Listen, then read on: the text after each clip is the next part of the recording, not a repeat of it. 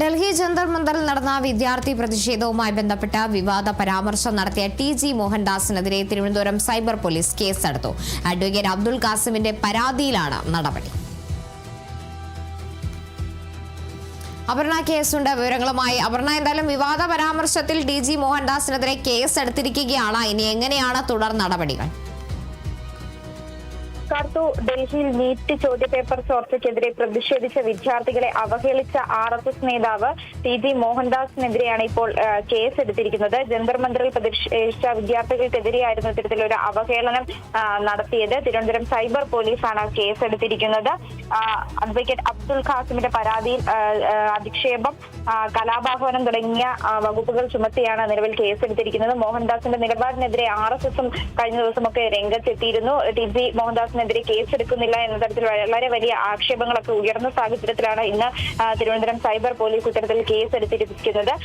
കഴിഞ്ഞ ദിവസം മോഹൻദാസ് ഇത്തരത്തിലാണ് പറഞ്ഞത്, തനിക്ക് അവസരം ലഭിച്ചിരുന്നെങ്കിൽ സമരം ചെയ്യുന്നവരെ വെടിവെച്ച് കൊല്ലുമായിരുന്നു എന്നാണ് വീഡിയോയിലൂടെ ഇത്തരത്തിൽ പറഞ്ഞത്. ജന്തർ മന്ദർ പരിസരത്ത് 4 സ്ക്വയർ കിലോമീറ്റർ പരിസരത്ത് കർഫ്യൂ പ്രഖ്യാപിച്ചതിനു ശേഷം ആളുകളോട് പിരിഞ്ഞു പോകാൻ ആവശ്യപ്പെടും. 3 തവണ ആവശ്യപ്പെട്ടിട്ടും അവർ പോയില്ലെങ്കിൽ പിന്നീട് വെടിവെക്കും. അങ്ങനെ കുറെ ആളുകൾ ചിതറിയോടും, കുറെ പേർ മരിക്കും, കുറെ പേർ മരിക്കില്ല. അവരെയൊക്കെ തന്നെ ശവങ്ങൾ പെറുക്കി ആശുപത്രിയിൽ എത്തിക്കുമെന്ന തരത്തിലുള്ള പരാമർശങ്ങളൊക്കെ ആയിരുന്നു ഇത്തരത്തിൽ വീഡിയോയിലൂടെ പങ്കുവച്ചത്. ഇതിനെതിരെ നിരവധി പേർ രംഗത്തെത്തിയിരുന്നു. ഈ പരാമർശം വിവാദമായതിനെ തുടർന്ന് RSSും ഈ പരാമർശത്തെ തള്ളി പറയുന്ന ഒരു നിലപാട് സ്വീകരിച്ചിരുന്നു.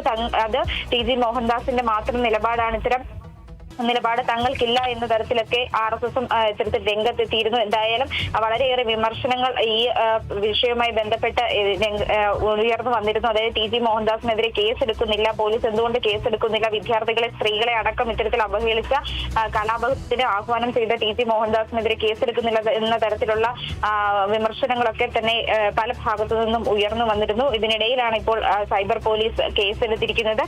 അഡ്വക്കേറ്റ് അബ്ദുൽ ഖാസിമാണ് ഇത്തരത്തിൽ പരാതി നൽകിയത്. ആ പരാതി അടിസ്ഥാനത്തിലാണ് ഇപ്പോൾ കേസ് എടുത്തിരിക്കുന്നത്.